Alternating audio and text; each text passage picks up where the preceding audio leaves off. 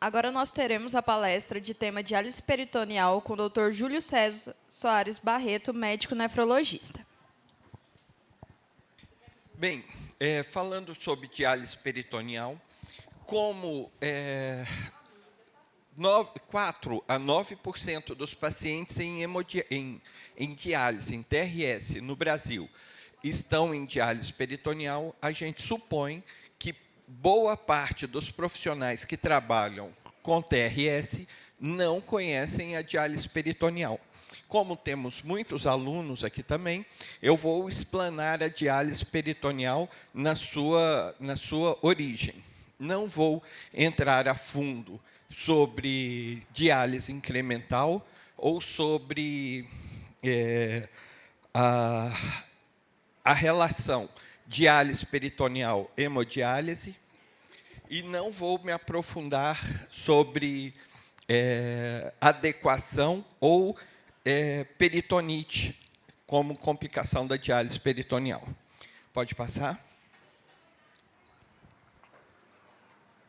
Bem, a diálise peritoneal, como todas as TRS, elas visam o tratamento da doença renal crônica, que é definida como anormalidades da estrutura ou função renal presentes por mais de 3 meses, com implicações para a saúde.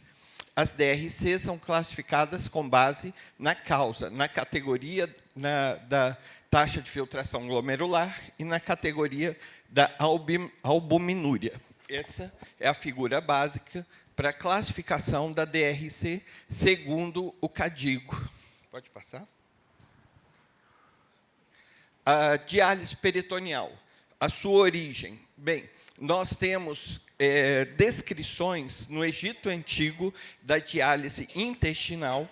Temos, então, Wernicke, em 1744, ele propôs tratamentos de ascite com trocas de volume peritoneal. Nós temos o Wegener com infusão de solução com glicose intraabdominal, intraperitoneal, demonstrando o aumento de volume drenado com essa solução, abrindo espaço para as bases da diálise peritoneal. Galter, em 1921, ele realizou infusão de solução salina em seres humanos com algum tipo de uremia, demonstrando melhora clínica do paciente após a infusão. Eram melhoras temporárias, mas já havia. E Frank e Seringer, na Segunda Guerra Mundial, trataram 101 pacientes com insuficiência renal aguda, sendo 63 de causas reversíveis, obtendo 32 sobrevidas desses pacientes com recuperação total da função renal.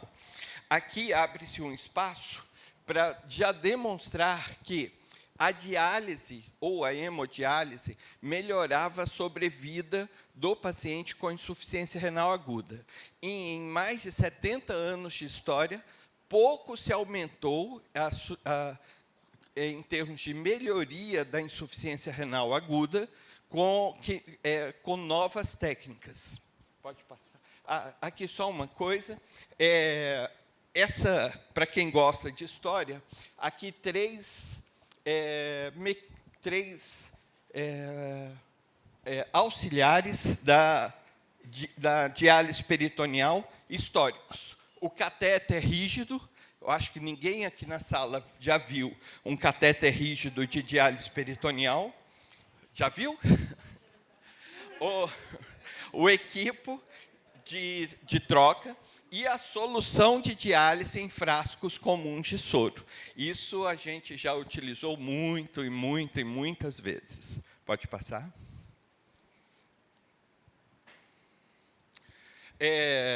Segundo o Registro Brasileiro de Diálise, ou o Censo Brasileiro de Diálise, como já foi discutido, o que eu trago é o de 2020, nós temos problemas nesse censo porque apenas 28% das clínicas de diálise responderam esse censo. Então, nós tivemos que estimar a quantidade de pacientes em diálise. Aqui, de 2020, a doutora Viviane, mais cedo, ela apresentou outros dados, que são os dados de 2022 já. Então, vai ter essa disparidade. Em 2020, nós tínhamos 144.779 pacientes em terapia renal substitutiva e apenas cerca de 9% em diálise peritoneal, o que varia no mundo em termos de descrição. Você vai ter tão baixos quanto em países asiáticos, com 4%, 5%, dos pacientes em TRS, ou tão altos quanto 56%, 60%, como na Nova Zelândia. Pode passar. Tratamento da doença renal estadio 5, ou doença renal terminal. A terapia renal substitutiva, então, depende da taxa do declínio da função renal, mas geralmente começa quando a taxa de filtração glomerular estimada está abaixo dos 10 ml por minuto. Então, segundo um trabalho chamado IDEAL, a terapia renal substitutiva deve se iniciar quando o paciente tem complicações da doença renal. Uremia, hipervolemia, edema agudo de pulmão, hipercalemia, acidose metabólica refratária. Mas demonstrou que, em geral, as diálises começavam com taxas de filtração entre 7 e 10 ml por minuto. As terapias renais substitutivas, elas não são concorrentes, elas são complementares. A gente vai ter a diálise peritoneal, a hemodiálise e o transplante, que se complementam.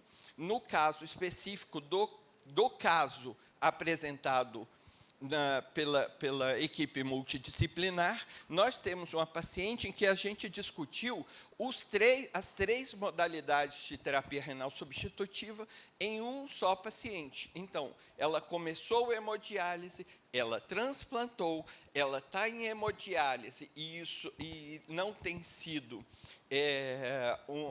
uma hemodiálise satisfatória, então está se pensando em passar ela para a diálise peritoneal. Pode passar o próximo? Então, conceituando o que é diálise, diálise é difusão, é a passagem de um soluto de um meio mais concentrado para um meio menos concentrado, através de uma membrana semipermeável. Pode passar? Nós temos também a osmose. A osmose é a passagem de solvente, de água, de um meio menos concentrado para um meio mais concentrado, através de uma membrana semipermeável. Os dois conceitos são muito importantes para a gente entender a diálise peritoneal. E o que é a nossa membrana semipermeável? Pode passar? No caso da hemodiálise, é o capilar, que a grande maioria de vocês já conhecem. Pode passar? Volta um. No caso da diálise peritoneal, é o peritônio. E o que é o peritônio? É uma membrana serosa que recobre toda a cavidade abdominal, da parede às vísceras.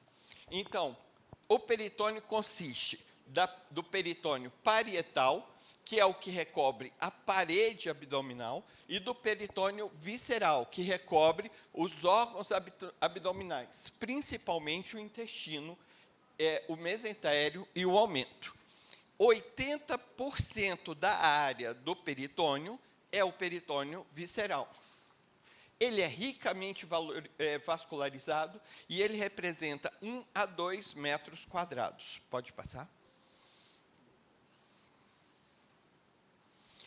Aqui uma visão histológica do peritônio, em que a gente tem o mesotélio, o interstício e o endotélio. Então, toda troca que ocorre na diálise peritoneal, ele tem que passar por todos esses estágios. sendo que a principal barreira para a diálise peritoneal é o endotélio. Pode passar. Então, uma visão mais detalhada do endotélio vai mostrar a teoria dos 3 poros, que é extremamente importante no conceito de diálise peritoneal. Nós vamos ter os poros aquaporinos, que passa apenas água. A gente vai ter os poros pequenos, que é onde passa substâncias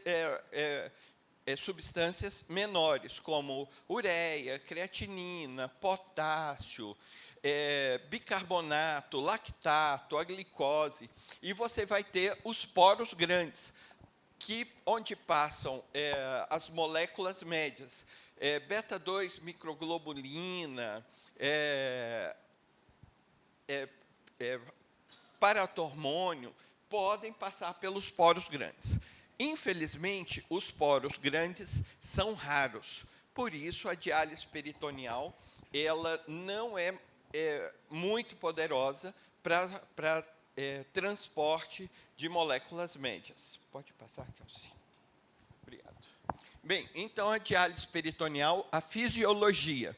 Eu vou ter um catéter que vai ser introduzido dentro da cavidade abdominal. Eu vou infundir um líquido dentro da cavidade peritoneal. Esse líquido é especialmente preparado e ele vai chupar as substâncias, as escórias de dentro da circulação, e vai oferecer algumas substâncias para dentro dos vasos. Lactato, glicose, cálcio vão entrar dentro da corrente sanguínea. Pode passar? Bem, o que é esse catéter? É um catéter especialmente preparado, não é mais aquele catéter rígido que a gente viu lá atrás. É um catéter de Tinkoff, ele é de silicone, bastante maleável. Ele tem 2 cuffs, onde vão aderir tanto ao subcutâneo quanto à parede muscular, e vão servir de barreira à passagem de infecção. Ele vai ter, então, um orifício de entrada. O orifício de entrada é o orifício que está mais próximo, que está no peritônio. Ele vai ter um túnel e ele vai ter o orifício de saída pela pele. Pode passar o próximo? Então, vai ficar dessa forma.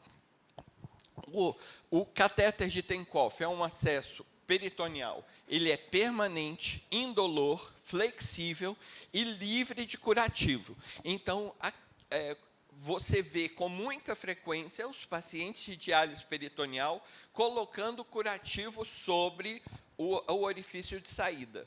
Não precisa, é desnecessário. O catéter foi criado para ser uma barreira à infecção sem precisar de curativo. Pode passar? Pode passar. Pode passar mais um, Kelsey. Tá ótimo. Então, o líquido de diálise peritoneal ele é especialmente preparado para que ocorra essas trocas. Se você colocar líquido livre,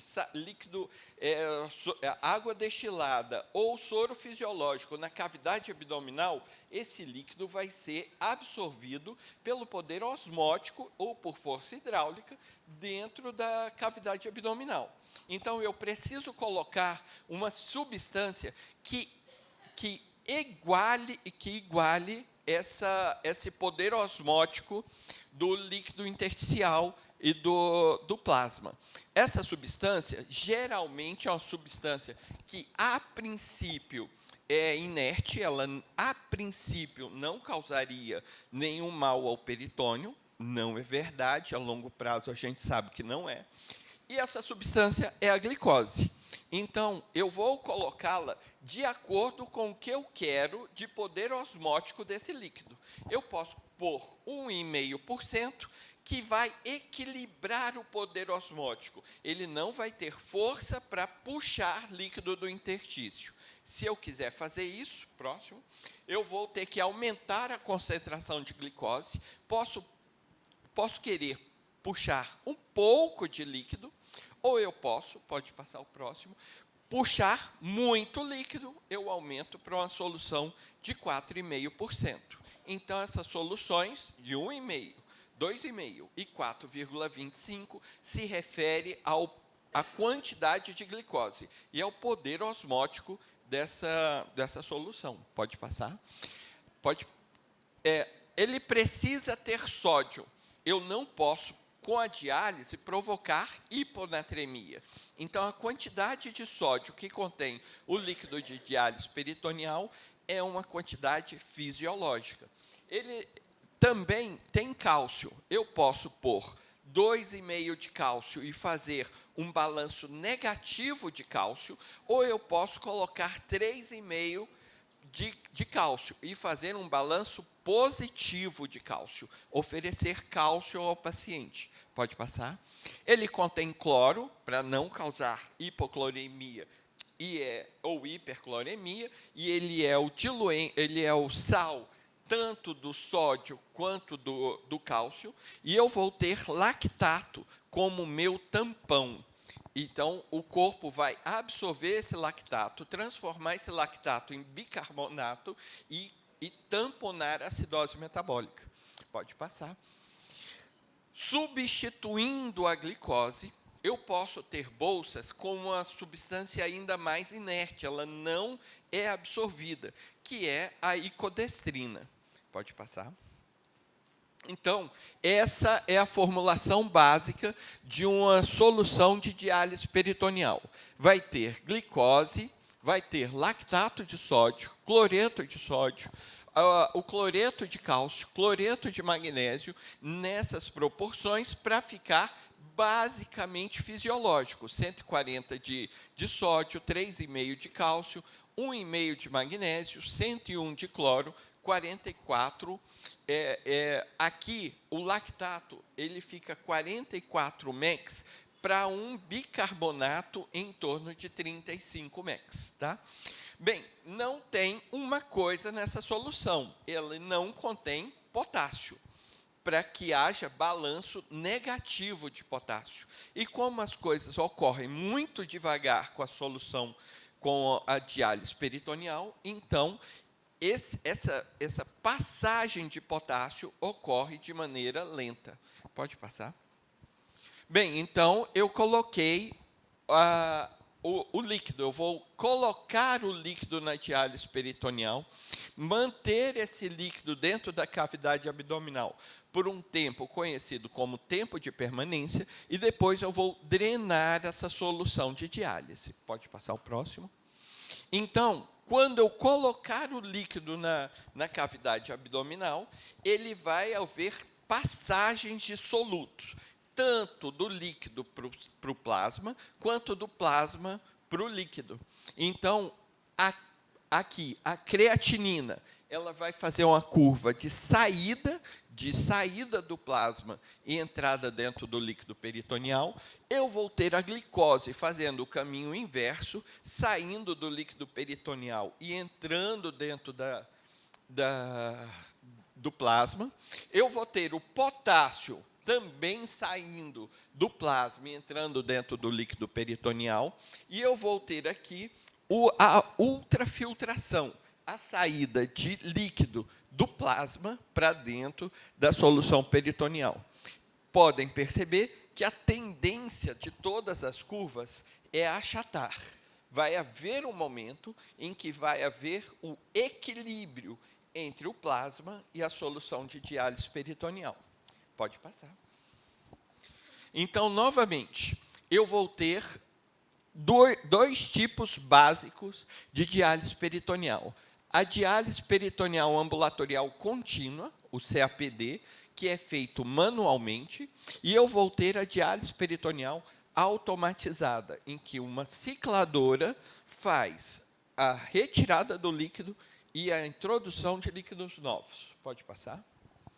Bem, em termos da diálise peritoneal ambulatorial contínua, o CAPD é tudo feito manualmente. Material, você conecta o equipo diretamente num equipo que a gente chama de equipo de transferência, na ponta do catéter.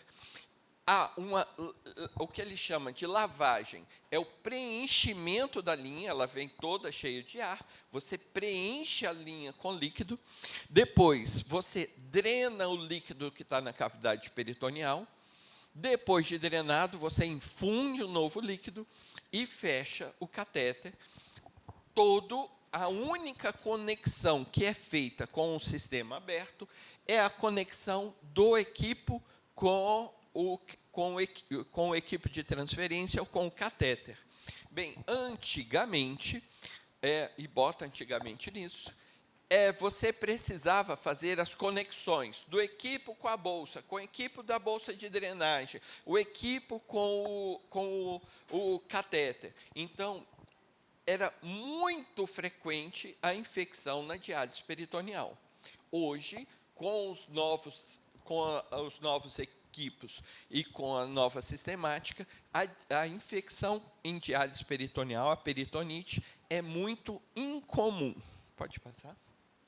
Bem, quando se trata da diálise automatizada, então há uma máquina, a cicladora, que vai fazer essas trocas. Ela vai infundir, fazer a contagem do tempo de permanência e drenar esse líquido do paciente. Pode passar, Kelsey? Obrigado. Então, nós vamos ter as fases. Aqui nós estamos começando, o meu pacientezinho está fazendo CAPD e ele está fazendo a drenagem. Então, a bolsa que vai ser infundida está clampeada, está bloqueada, e ele está drenando o líquido que já estava na cavidade. Pode passar? A infusão consiste na introdução de uma nova solução de diálise, então ele clampeou aqui nossa bolsa de drenagem e está infundindo o líquido. Pode passar. E ele vai ter o tempo de permanência. É o período no qual a solução de diálise permanece na cavidade abdominal. Quando a gente está falando sobre CAPD, nós estamos falando de 4 a 6 horas de permanência. Quando a gente está falando de DPA, em torno de 90 minutos. Enquanto ele está fazendo na fase de permanência, ele pode fazer as atividades diárias normalmente. Pode passar? Pode passar esse? Então, aqui, entendendo os dois tipos básicos. Quando você tem o CAPD, em que você vai fazer trocas de 6 em 6 horas, tira o líquido velho, bota o líquido novo, e assim faz de 6 em 6 horas. O tempo normal de realização de troca, ele fica entre 30 e 40 minutos. A diálise peritoneal automatizada. Eu vou ter dois tipos básicos. A diálise ciclada, com o líquido de permanência durante o dia. Então, o paciente coloca na cicladora e à noite cicla, e durante o dia fica o líquido permanente na barriga. Ou eu vou ter o NPD, ou diálise peritoneal noturna. O paciente fica sem líquido durante o dia e ele só tem líquido na cicladora durante a noite. Pode passar? Bem, para calcular a dose de diálise, nós utilizamos um método que tem o mesmo nome do método para hemodiálise, que é o KTV. Ele calcula a massa de retirada de ureia. Ureia peritoneal, ureia sérica, volume do dialisado, água corporal, e, no caso da diálise peritoneal, isso é multiplicado por 7 dias. O KTV da diálise, ele é levado em consideração nos 7 dias da semana. Tá? Pode passar o próximo. Para saber se o peritônio está funcionando adequadamente e que tipo de peritônio é em relação à velocidade de troca de creatinina, de ureia, de glicose, nós fazemos um teste simples. É o teste do equilíbrio peritoneal. Passa mais um. Voltamos para a nossa curvinha da passagem dos solutos e do líquido através do peritônio. Nada mais é do que o teste de equilíbrio peritoneal, onde eu calculo qual a velocidade de saída da creatinina, qual é a velocidade de entrada da glicose. Nós não calculamos o potássio e calculamos a ultrafiltração. Não vou explicar aqui para vocês a técnica de realização do KTV, ou do PET. Hoje, a gente utiliza o PET-FAST, que é mais simples, e calcula para a gente isso de uma maneira bastante efetiva. Há pouco tempo atrás, a gente utilizava o KTV como método padrão para prescrever a diálise, como ela funcionaria. Hoje, a gente não utiliza mais o KTV de uma maneira tão importante.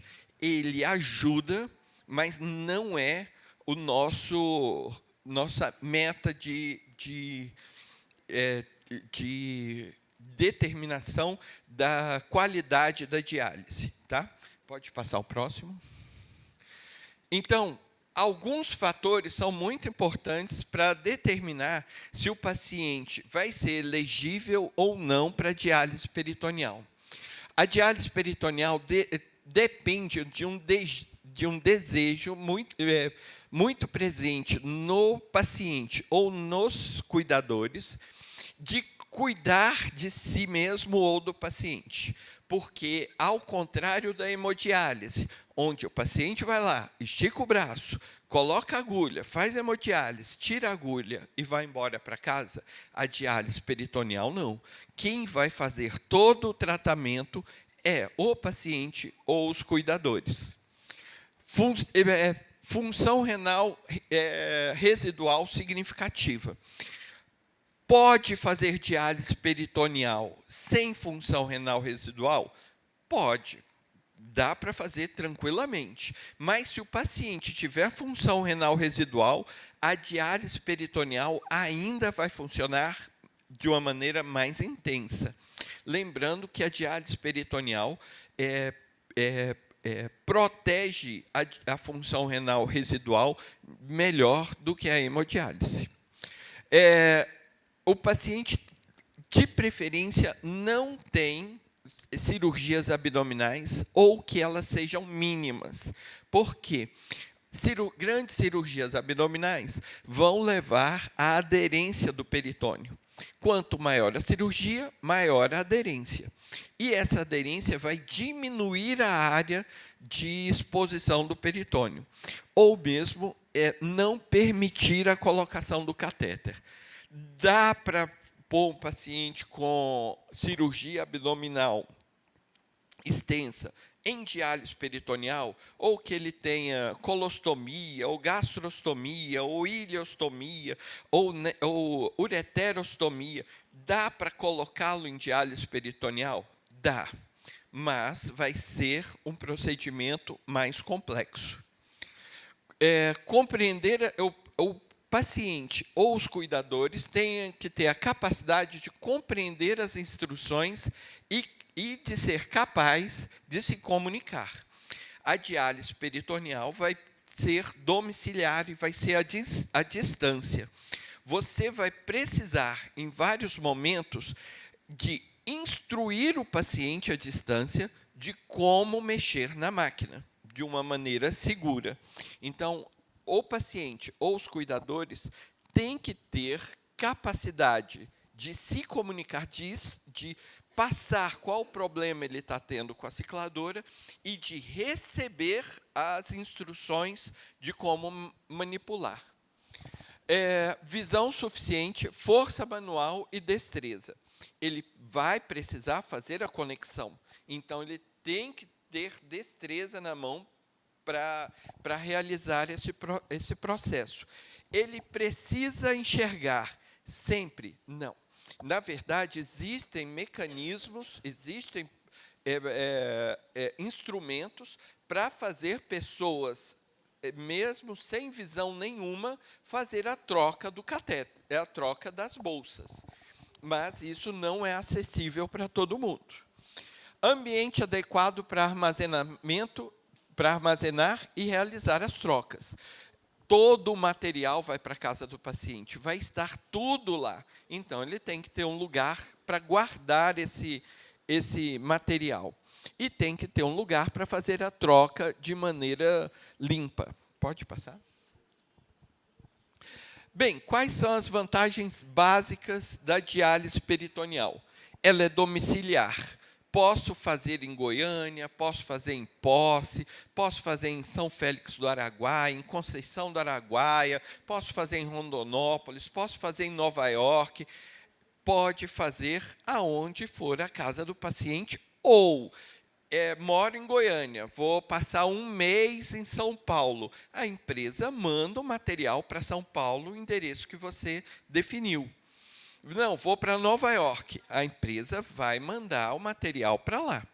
Não, eu vou para Conceição do Araguaia. Vai mandar o material para lá. Autonomia. Então, o paciente, ao contrário da hemodiálise, não, eu quero viajar, eu quero ir para Maceió.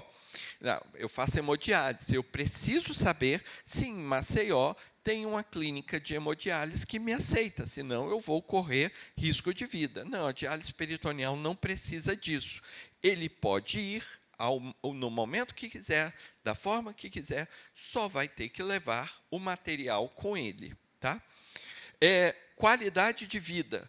É descrito em vários trabalhos, aqui eu trouxe um, em que a qualidade de vida do paciente em diálise peritoneal é descrita como melhor do que com a hemodiálise. Tá? Pode passar.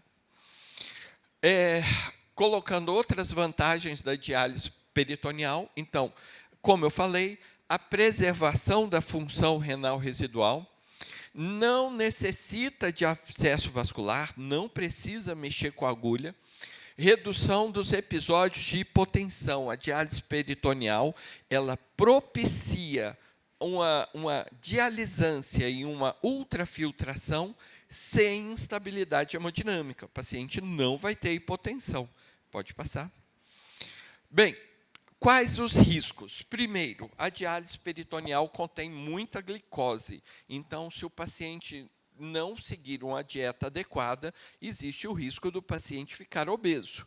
Hiperglicemia, glicose que a gente está infundindo dentro da cavidade peritoneal. Se o paciente for diabético, há a possibilidade dele precisar de mais remédios para o controle glicêmico. Infecções. Eu vou deixar para depois. Esclerose peritoneal.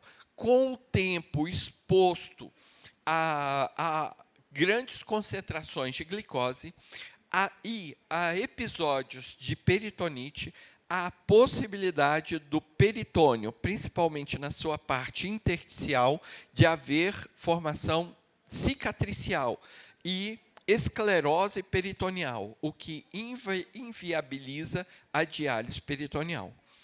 E a formação de hérnias, hérnia inguinal, hérnia umbilical, hérnia de parede. Pode passar. Bem, falando sobre infecção, apenas para dar nomes à infecção, há 3 tipos básicos de infecção na diálise peritoneal. A infecção do orifício de saída é aquela infecção que está acima do cuff externo. Ele basicamente pega só pele. Nós vamos ter a tunelite, que é a infecção do túnel entre o cuff interno e o cuff externo. E a gente vai ter a peritonite, que é qualquer infecção abaixo do cuff externo, abaixo do cuff interno. Pode passar? Bem, pessoal, era basicamente isso que eu queria falar, não queria me prolongar muito, eu queria fazer apenas uma apresentação do que é a diálise peritoneal. Obrigado.